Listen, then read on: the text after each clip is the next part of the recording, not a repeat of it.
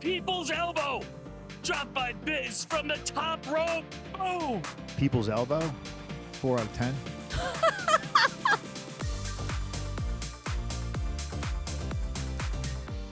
Hello, everybody, and welcome to the first in-studio edition of the Jackie Redmond Show. We've got quite the guest list for you, let me tell you. We're going to be hanging out with WWE superstar and noted Chicago Blackhawks fan CM Punk, plus a WWE superfan who also happens to be an NHL legend, and we're catching up with a special and secret for now guest. Oh, and I'm also going to give you my thoughts on the Hart Trophy race. No big deal, but we can really only start this show in one place, and that's backstage at Monday Night Raw with the cult of personality himself, CM Punk. Many know him as the best in the world. I know him as a diehard Chicago Blackhawks fan. WWE superstar CM Punk. Thank you for doing this. I appreciate you being one of the first guests ever on the Jackie Redmond Show. Congratulations on the show. I Well appreciate the deserved. Appreciate a lady who knows her hockey. So it's exciting to be here. And yeah, I love how casual this is. Yeah, I know, right? We're trying to be cool here on this show, but I wanted to have you on because I think it's well documented that you're a diehard Chicago Blackhawks fan. What I think a lot of people don't realize about you is that you follow the whole league. Like you are a fan of the sport. Well, I am a Blackhawks fan. I feel like I've watched more Coyote games this year than I have Blackhawks games. How surprised are you by the Yotes? That says it right there, I think.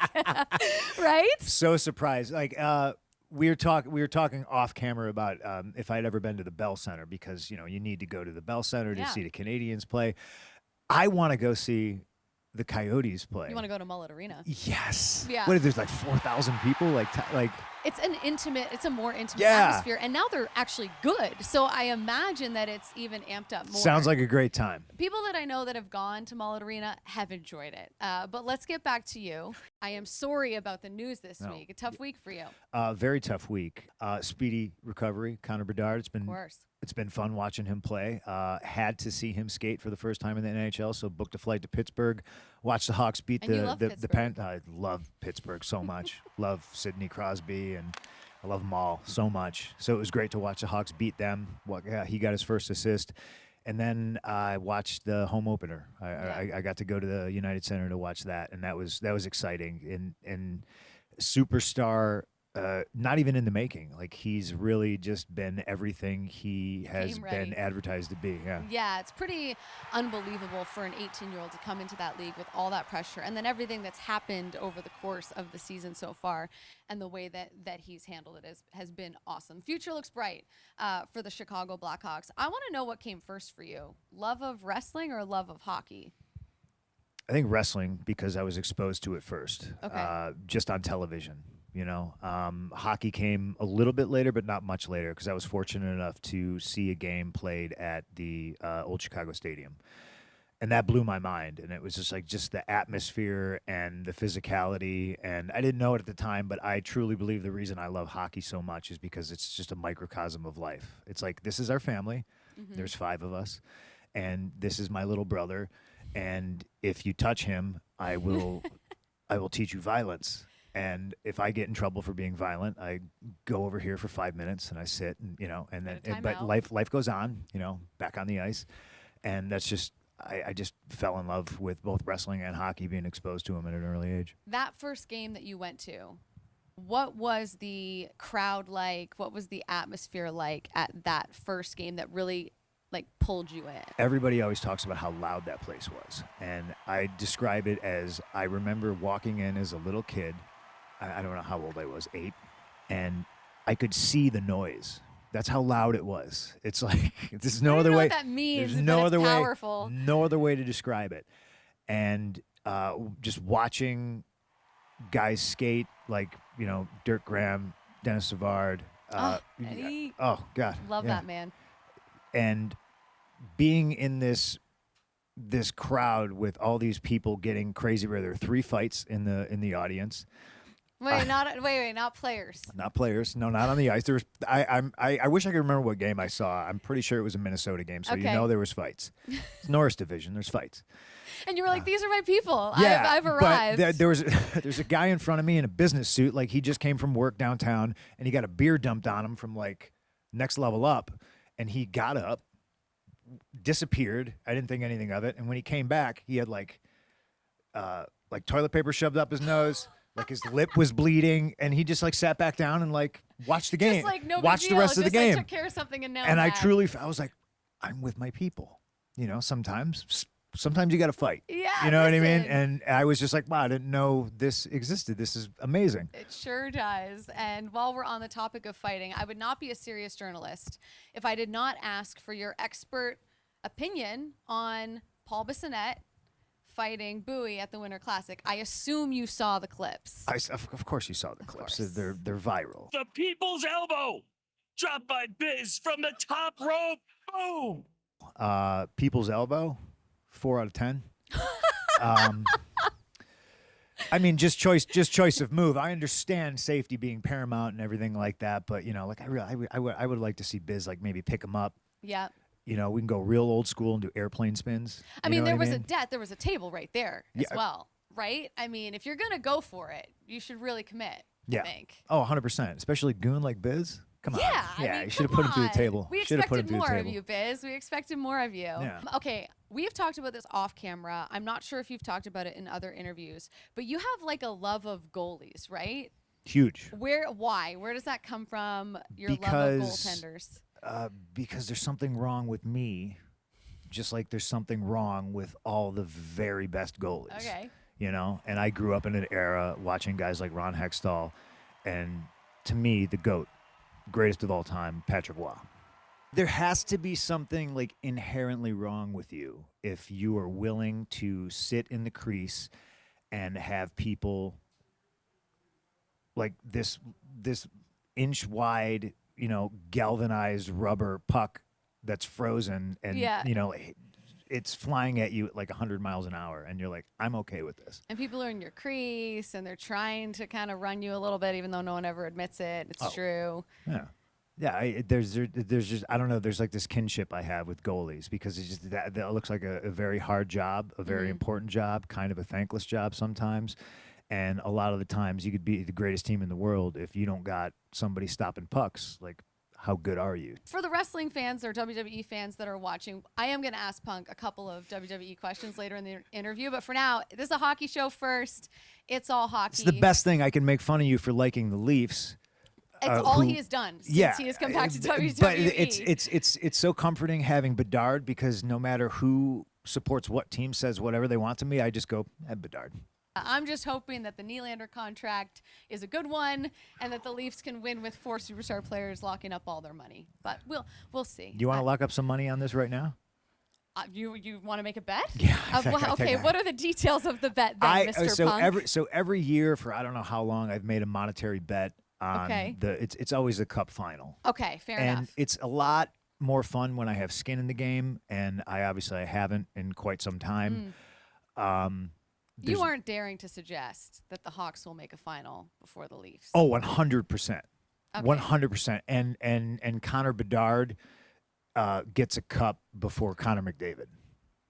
Ooh, do I have Hello, to take both? I'm just pissing off all of Canada right now. Do I have to take both those bets, or can I only take one? Okay. Leafs. I love where this is going. By Yeah, the way. yeah.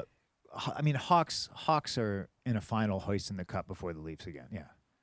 I mean, I'm going to take the bet. All right. What the stipulation of this bet is? That we I mean, just- you we guys just can shook chime on in. it. We shook on it. Yeah. We got to figure out what the stakes are. Money, embarrassment. I don't know. Whatever. We'll figure something out. I've been in some. It's always either $1. There's been tattoo bets.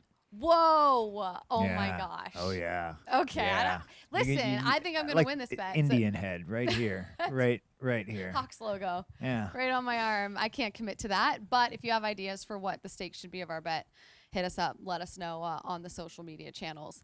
We are at the I love that we just did that, by the way. I had no plans of that. That was just an organic There's no format here, thing ladies and happening. gentlemen. Yeah, It's just CM Buds Punk talking just about taking hockey. over the interview, which I love.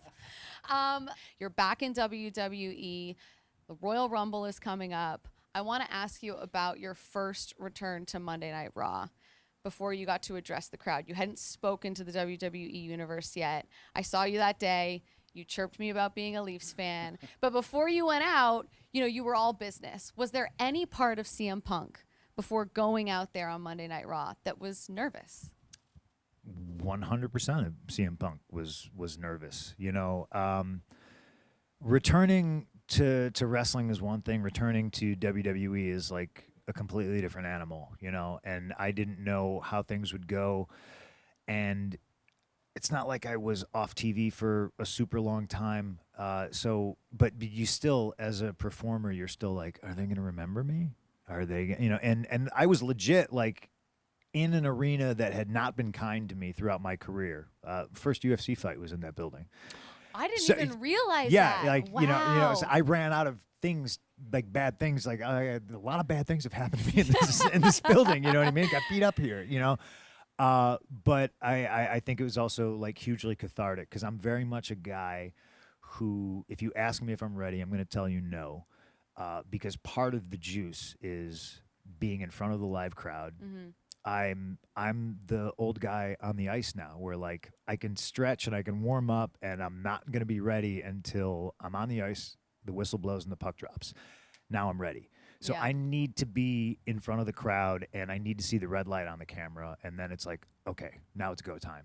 All right, well, Seth freaking Rollins, I have to ask about him. He has made it clear that he hates you. What do you think is the main reason that he is so bitter towards you?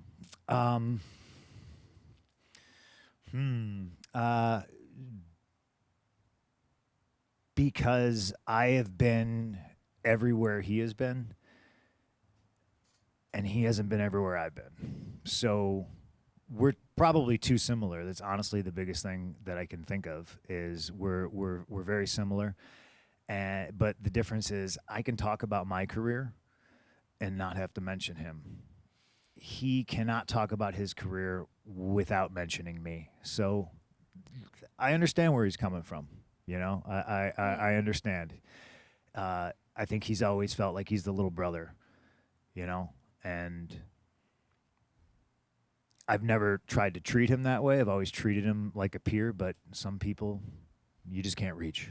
All right, well, I am very, especially after what you just said, curious to see how this all shakes out between you and Seth and the issues that he certainly has made clear that he has with you. Hates me. He hates. He used the word Hates hates, me. and he was very serious. I mean, hate is a like strong word. But Colorado what they say, Avalanche though? Red Wings, Whew, that's going back. But you know what they say? You can't have hate without love. You can't hate because hate is such a strong emotion, right? The two are intertwined. Indifference. They're literally Would the be- same thing. Okay, we could have a real philosophical conversation about It's the this, same thing. but I totally agree. And on that note, I'm doing a hard pivot to your Stanley Cup prediction before we wrap this up. Gosh. I can't not ask you that. It is, I mean, you really halfway put point. yeah, it is, but a man, lot can change. a lot can change. I predict a Western Conference final between Vegas and Winnipeg. Okay, love it. Helly and the Jets. I'm in. Yeah, I mean, I just feel like they're like all the other Canadian teams, though. They've been like up and down and up and down, and sometimes they're consistently good, but it's just like they can't break through in the playoffs. So I don't know. And then for the East, the East is harder to pick. I think, It is. I think. Rangers. I think. Bruins. I mean, it's weird because I don't know. Florida? I don't know how they're gonna match up either. Like, yeah, I could see the Bruins. yeah. Bruins still got like to Can me. never count the Bruins To out. me, it's about goalies, right? And they got a wicked, and I said that because it's Boston. They got a wicked goalie tandem.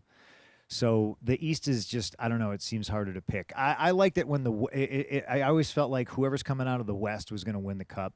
And I feel like for the last, I don't know, almost 10 years, it's been whoever comes out of the East is winning the Cup. All right. Well, I appreciate the prediction. I also appreciate the bet, or maybe I don't. But I definitely, out. absolutely, 100% appreciate the time. Thank you so much for doing this. I do appreciate it. Anytime. We'll do it weekly. Oh, okay. Don't tempt me, because I will hold you to that. CM Punk, thank you so much. Cheers.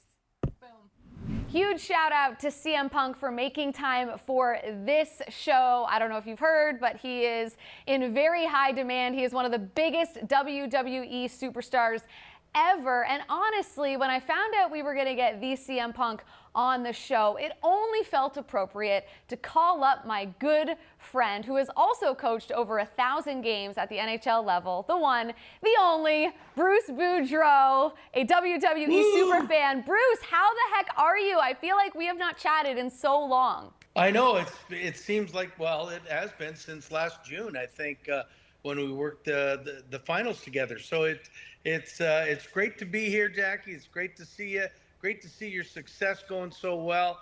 And I mean, and anytime I can maybe get an inside scoop, I don't know if I'm going to get it, but if I can get an inside wrestling scoop, I'm good to go. Now, to be clear, we haven't spoken on camera since June, but we've had a few phone calls, exchanged a few text messages here and there. I want to start with WWE because it feels like WWE is as big as ever, Bruce. I know you're a huge fan, and in the last just handful of months, I mean, we've seen The Rock state that he wants to sit at the head of the table. We've seen CM Punk come back and stake his claim, wanting to sort of finish his story, to borrow a phrase from Cody Rhodes. What do you make of what's been happening in WWE over the last few months? I just think they're trying to make it such a surprise for everybody because so many big names are being intertwined in the storylines right now. You just never know. Like when I'm watching it, whether it's Friday night or Monday night, and I'm sitting there going, okay, what's going to happen at the end of the show? What's going to happen at the start of the show? Those are the things that in the 90s, the storylines from Stone Cold and Bret Hart and all those were the things that made it. I think the storylines are getting right back to that right now. So anything can happen in the next couple weeks. I'm looking forward to the surprises. Yeah, we got the Royal Rumble right around the corner, and for viewers who are watching that might not know what that is, it's 30 entrants. They have to toss each other over the top rope. Last man standing in the ring gets a shot at whatever championship he wants at WrestleMania. So it's a lot at stake for the superstars that compete in it. I want to know who you want to see in the Royal Rumble. Well, you know what? For me, the only name that really is hasn't been mentioned one way or the other, I mean, is Brock Lesnar. And I'd like to see him all of a sudden, as I remember when Cena was announced as the 30th coming out or something, if all of a sudden he was the 26th or 27th guy in the Rumble, I think he would get the biggest pop ever. And I think it would be really cool to see him. So when you're at home watching Monday Night Raw or Friday Night SmackDown and something big like that happens, you know, Brock Lesnar shows up, or I mean, The Rock just showed up out of nowhere on day one of WWE Raw. Like, how does Bruce Boudreau pop? Like, what happens in your house when something that you love happens? Well, it's just a big whoa, that was surprising type thing. And like, I mean, I get more geeked up when the crowd gets going, and when Rock said the other night that he's coming after the head of the table, to watch the fans sort of erupt, that's what makes me happy. Well, you know what it's like to be at the center of a crowd rooting you on and cheering for you. I mean, Bruce, there it is, will live in infamy, I think, forever, for the rest of time. I mean, that was epic what happened while you were in Vancouver. They really got behind you. And then we see a WWE crowd chanting, Bruce, there it is, in Vancouver when Kevin Owens was out there. What was your reaction to that? Were you surprised? And have you talked to Kevin Owens about all of that? Well, I was shocked, to be quite honest, that I'm watching Vancouver and are watching it come from Vancouver, and you hear, Bruce, there it is, Bruce, there it is. And I start laughing and telling my wife that it's hilarious. I get right on the phone right away, and I start texting Kevin. Kevin, did you hear that? And I mean, he texted me back as soon as he could and said, yeah. And he said there was signs here too. So I said, Wow, that's awesome. That was cool stuff. All right, I'm going to ask you a hard question now. If you had to pick only one guy that you could root for here in the lead up to WrestleMania, because it is WrestleMania season here, Cody Rhodes, CM Punk, or, maybe The Rock if The Rock reappears at some point before Mania. You can only root for one. Who are you rooting for to see accomplish their current goals? I'm not the hugest Cody Rhodes fan, and everybody loves him, and I know, but I mean, I like other guys different. And I haven't seen CM Punk wrestle yet. He's talks a great fight, so I don't know if I want him. But to see The Rock, if he was committed to wrestling for a period of time, I would love to see him fight Roman Reigns for the head of the table. But then he'd have to stay in wrestling because, Yeah. I mean, you can't just win that thing and then leave. I mean, you gotta show the wrestling fans that you're ready to be the head of the table and not just sit at the table, have a meal, and leave. You got to stay for multiple courses, multiple dinner dates. Exactly. If you want to sit at the head of the table. Exactly. I get it. But people are going to be like, Bruce, what's your beef with Cody Rhodes? But we will leave that discussion for maybe your next appearance on the Jackie Redmond Show, because I do want to pick your brain about hockey as well, right? We talk about the Royal Rumble. People love it. It's one of the most popular PLEs of the year because of the surprises. And this year in the NHL, I mean, we have had no shortage of surprises. What has been the biggest surprise to you this season so far? Oh, wow. You know what? Right now, I got to believe it's, and I looked at these numbers the other day. The Winnipeg Jets went 29 games in a row with allowing 3 goals or less. I find that phenomenal. That means the consistency of this team is they're there for real. So, I mean, that's one of the many storylines to me, the success of them. And a lot of it has happened after Kurt Connors went out with an injury and he was their best player. So, I mean, Rick Bowness, by the way, same age as me, an older coach, has gotten this team going. And so I really like what they've done. And I really think it's a great surprise. I'll be honest, the Vancouver Canucks, still going strong. It's not a surprise that their best players are their best players. It's a surprise that they're being as consistent as they are. But I always knew Thatcher Demko was one of the best goalies in the NHL, and he's certainly proving it this year. I want to hear what you have to say about the Toronto Maple Leafs. I mean, William Nylander just signed that massive deal, 11.5 per. What do you make of the deal, and what do you make of the Leafs as a whole so far this season? Well, up till Christmas time, I mean, I was not worried, but saying, well, they're not winning very easily. Every game seemed to go to overtime, or every game was a come from behind game. I mean, I think the best thing that happened to them is the last 3 games.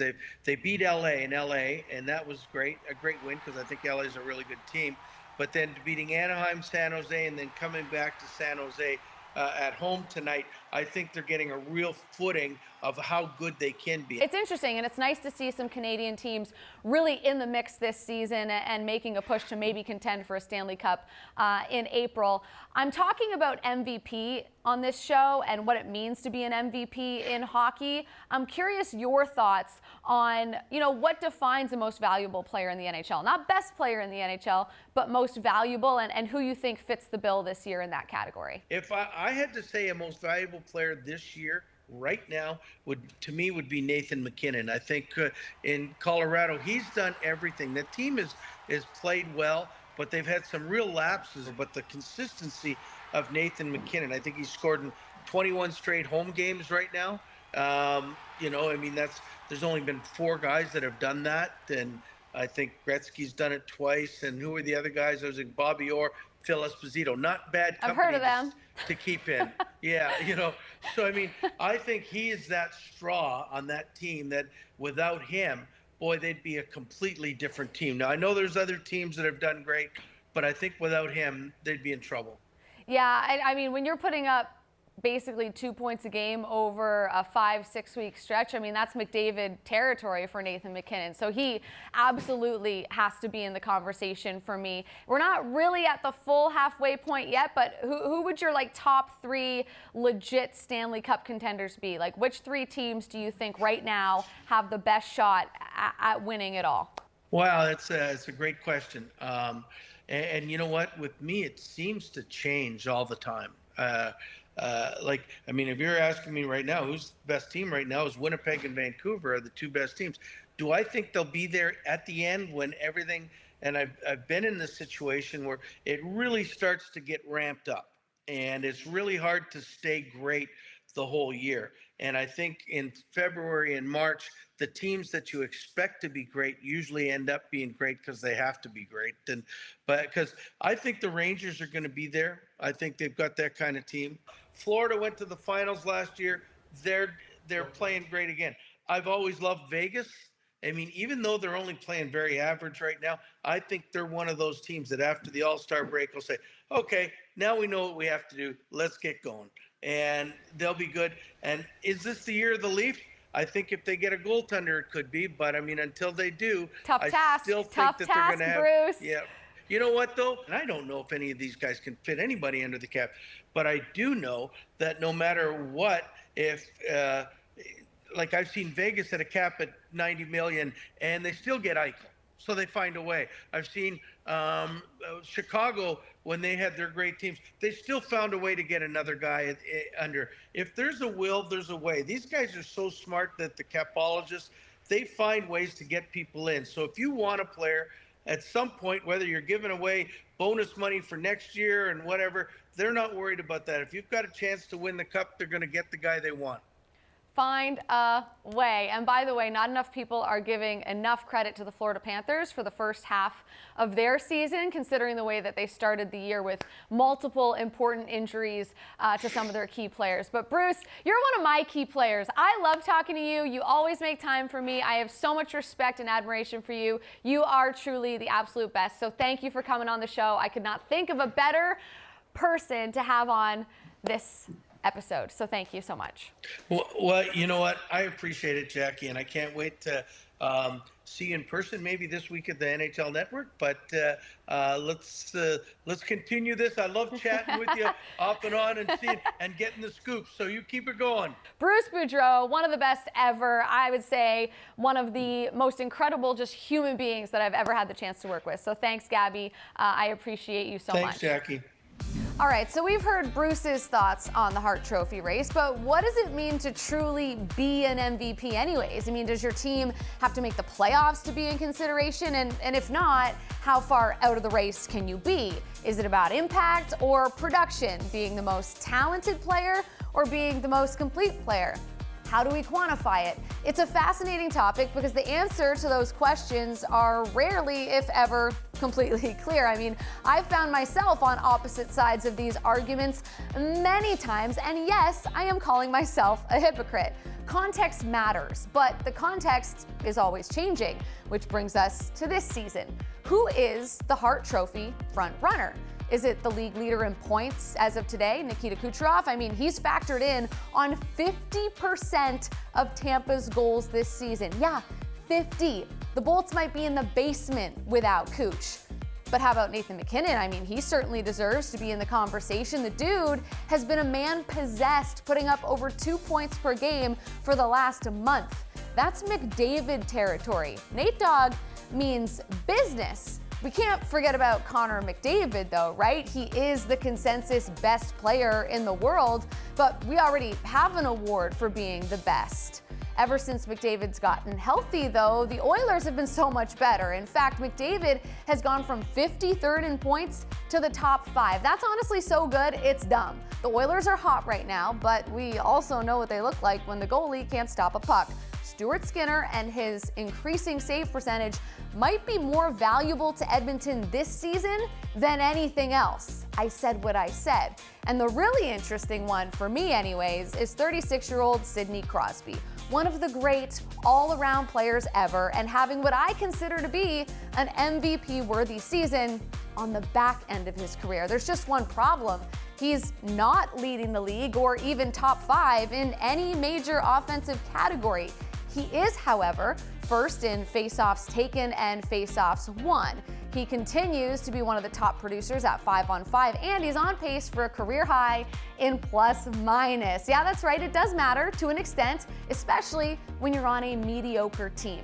His 200-foot complete game is undeniable, and he is literally dragging the Penguins into this race. Pittsburgh doesn't have much, but they do have one of the most complete players in the world, even at 36. So what are we to do with Sid? How does Crosby's value to the Penguins compare to McKinnon's or maybe Artemi Panarin's value on their objectively more talented and competitive squads? Sometimes it feels like an impossible question, but I digress. The point is, I've rambled on and on here and haven't even mentioned Pastrnak, didn't really mention the bread man, Austin Matthews, or the always underappreciated Anze Kopitar. The race is real, and it ain't even close to over, which is great for us because it means we're going to fight about it all the way till the end of the season. For my money, the top 3 Hart Trophy candidates right now are Nathan MacKinnon, Nikita Kucherov, and Sidney Crosby. What say you? Can't wait to fight about it. Well, this is a segment we are calling Catching Up with the commish. And yes, he has in fact agreed to this. Gary Bettman, thank you for doing this. It's great to be with you. Happy New Year. See, I say Happy New Year this late into January as well because I haven't seen you yet. So Exactly. To me, it's only fitting that we wish each other a good year. Well, you just started. It's only been a few days. Say it louder, Gary. Say it louder. I think you can say Happy New Year all of January as long as you're not repeating it to the same people over and over By again. June, it gets a little old. I'll even say February and we can agree on that. But this is a big month for you because coming up at the end of the month, you are going to hit quite a milestone. You are going to become the longest tenured chief executive in North American sports, which is wild. And to put that into perspective for people at home, that means that 59% of players that have ever played in the National Hockey League will have had you as their commissioner. You got to ask them how they feel about that. Thank you for making me feel old. That was not my intention. My intention was to make you feel accomplished, Well, sir. thank But does a stat like that amaze even you? It's one that's almost hard to comprehend. Yeah. Almost like being 7 years old. Like, it's not something you ever really think about. Sure. And then there it is, but it's always been not just a joy, but an honor to do what I get to do. And you can't do what you do for as long as you have and been as successful as you have been without, peaks and valleys, right? So I'll ask you. Only peaks. Oh, okay. I'm sorry. You're right. You know what? My bad. No, What but am I thinking? You appreciate the peaks because of the valley. Listen, Sure. anything you do doesn't have a consistent upward trajectory. There are always going to be challenges, which I try to make into opportunities. But at the end of the day, we've been growing. The game is stronger, both on and off the ice. Our competitive balance is extraordinary. We have the best athletes and the best fans in the world. So it's really just energizing to be a part of this. Absolutely. Is there anything that you're most proud of? No, I don't do that. I You mean, that in your line of work, Yes. You focus on the one thing. But this is, to do what I do, it's a team effort. I had incredible support and have incredible support by ownership. We have enormously talented, dedicated people at the league office and at the clubs. Mm-hmm. And as I said, our players are sensational, like, on and off the ice. There's nothing in sports like what we have as an ecosystem. And so, for me, it's really about what we've all been doing together to be part of this great game. Spoken like a true leader, so I'll spin it to you this way. What's the hardest secret you've had to keep? And by secret, I mean like Then you knew. if I tell you, it won't be a secret. Well, no. Look, this is why I'm explaining, my friend. Okay, so there's a lot of announcements that you get to make, right? And they're all exciting. Sometimes they pertain to the Winter Classic, where All-Star Weekend is going to be, different things, right? What has been the hardest announcement that you've had to keep close to the vest? You couldn't tell anyone it was going to happen until a certain time, and it was the hardest one not to tell people about. That's a great question, and I've never been asked that before. I suppose when it comes to either an ownership change or when we're going to do an expansion, Yeah. and where it is, or where we are when we've had collective bargaining.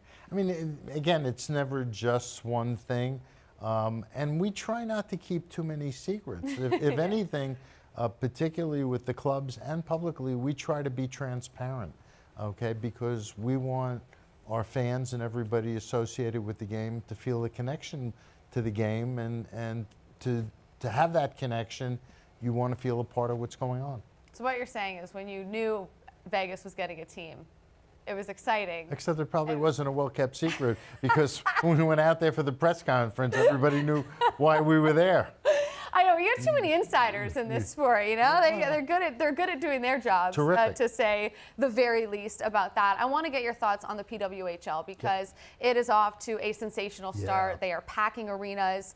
And, you know, as someone who sits here as a female who grew up loving hockey and playing hockey and wanting to be around it forever, you know, I have my name up there, you know, with your league. And I cannot express my gratitude for that. So you have always been someone that I know supports women in this business. It's a two-way street, So- and, well, and we I appreciate really it. do appreciate it.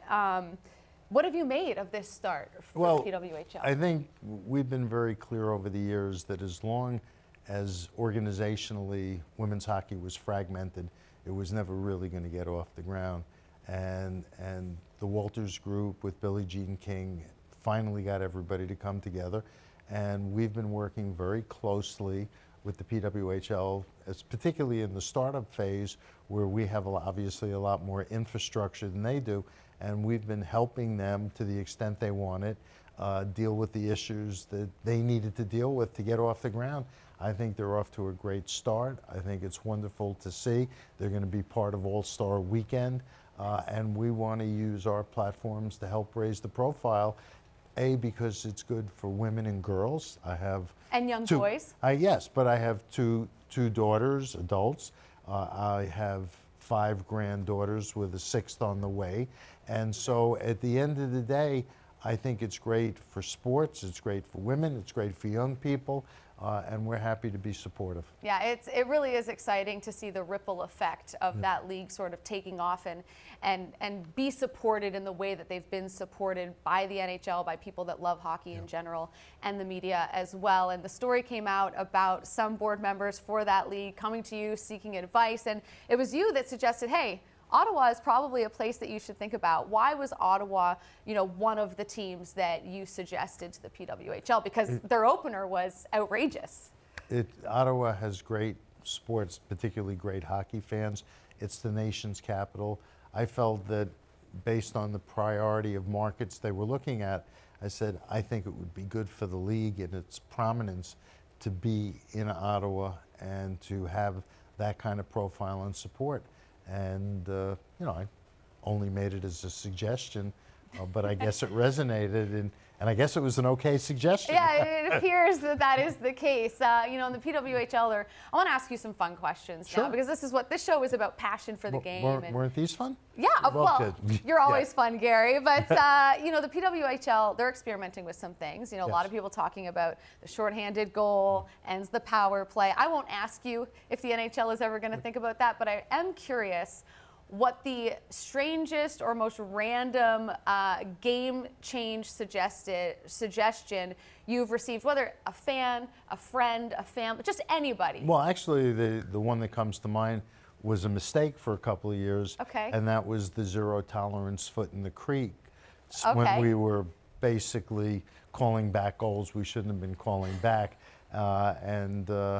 My instinct when we implemented the rule was, I'm not sure this was a great idea. Sure. And so now when we have rule change suggestions, I tend to be a little more resistant, because there are always repercussions and unintended consequences that you have to deal with and be prepared for. Yeah, and there's no way to see some of those ripple effects Yes. until they actually happen, I Well, would imagine. hopefully, if you're going to do a rule change, and rule changes should be taken very seriously, you hopefully think through all of the consequences, unintended or otherwise. Absolutely. You know, we had a Chicago Blackhawks diehard fan on earlier. WWE superstar CM Punk was on the show sharing his love of the game.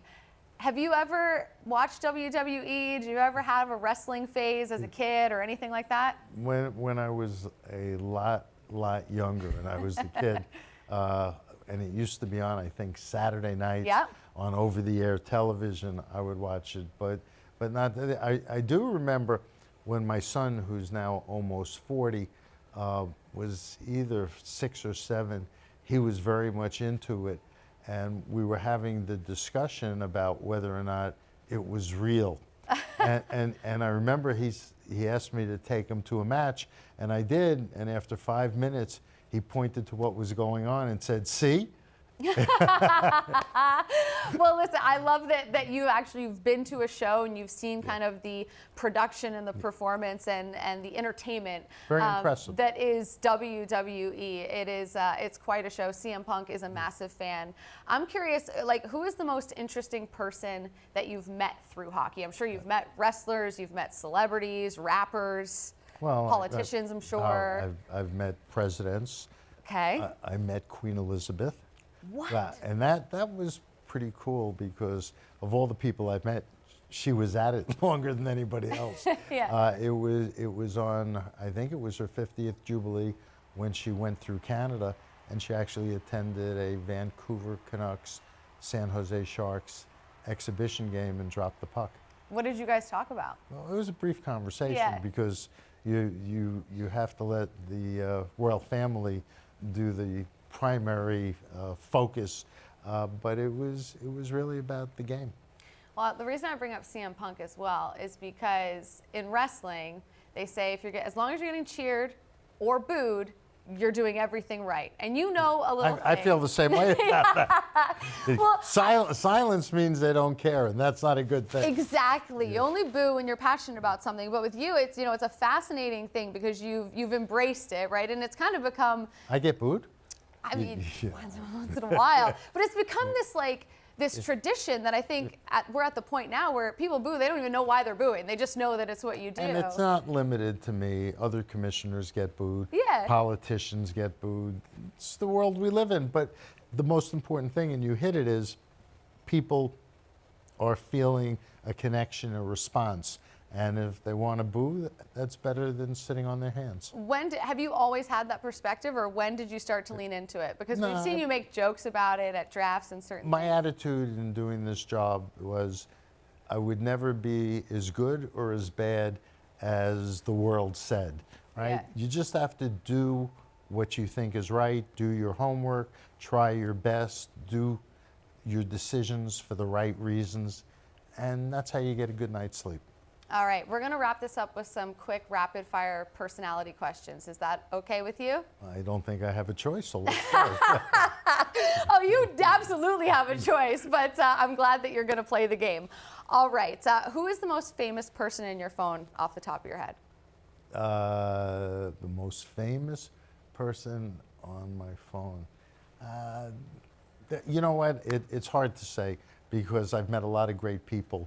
Do you have Snoop Dogg in your phone? Yeah, I do. Yeah, I knew it. I was like, this guy has Snoop Dogg in his phone. I would immediately be going there. Big But fan of the game. last night I was at the Ranger Vancouver game. Yep. And they showed Henrik Lundqvist on the board. Yeah. I texted him and said that was a great reaction. Keenan Thompson was there. Oh. I texted him, as we were there. It's hard to choose when you have so many. Well, I don't want to name drop, but the fact is, you do get to meet a lot of interesting people. Are you or any of your grandkids Swifties? Yes. Okay, have you been to the Eras Tour? I wasn't, but my daughter-in-law, and my daughter-in-law, and my granddaughter, my oldest granddaughter, were there when they played at MetLife, when she Oh, played at MetLife. amazing. Great. She loves that venue, Taylor Swift. Yeah, no, and she puts on quite a show. I actually was at a concert, must have been a tour 15 or so years ago. My wife and my youngest daughter, who then was a teenager, were at a concert, and I caught up to them there. So you're a bit of a Swiftie. Yeah. Like mildly, Yeah. mildly so. What's the best piece of advice you've ever been given? Work hard, make decisions for the right reasons, and be transparent and honest with people. All right, biggest surprise this season in the NHL for you, from a hockey standpoint?